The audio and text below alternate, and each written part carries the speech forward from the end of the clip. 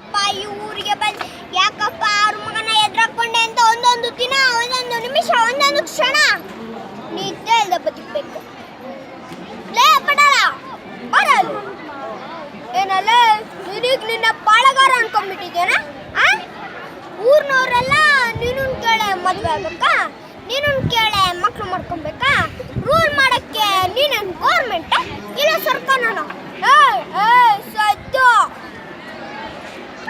ಪಟೇಲ ಏನೋ ಅಂತ ನೀನು ಶ್ರೀರಾಮ ಏನ್ ಮಗಳನ್ನ ಯಾವನಾರು ಮದ್ವೆ ಆಗ್ಬಿಟ್ರೆ ಅವ್ರನ್ನ ಕತ್ತರಿಸಿ ತುಂಡು ತುಂಡು ಮಾಡಕ್ ಬಿಡ್ತೀಯ.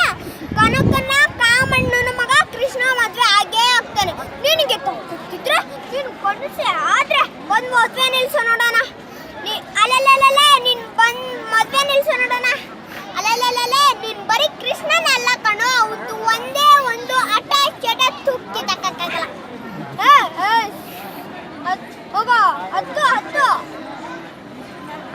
ಈ ಹುಲಿ ಮಾತಾಡಬೇಕಾರೆ ನಾಯಿ ನರಿ ಕ್ರಿಮಿ ಕೀಟಗಳೆಲ್ಲ ಸೈಲೆಂಟ್ ಆಗಿ ಪಟೇಲ ಶ್ರೀರಾಮ ಪಟೇಲ ನೀನ್ ಹಣೆ ಬರ ಕೆಡ್ತಾಗಿತ್ತು. ನೀನ್ ಅಳಿಯ ನಿನ್ ಕೈ ಕೊಟ್ಬಿಟ್ಟು ಹೋದ. ಒಂದ್ ಮಾತ್ರಕ್ಕೆ ಇಡೀ ಊರ ಹಣೆ ಬರನೆಲ್ಲ ಚೇಂಜ್ ಮಾಡ್ತೀನಿ ಅನ್ನೋಕ್ಕೆ ನೀನೇನ್ ದೇವ್ರ ಇಲ್ಲ ನಾವೇನ್ ಗುಲಾಮ್ರ? ಈ ಮದ್ವೆ ನಡೆಯುತ್ತೆ ಕಣ.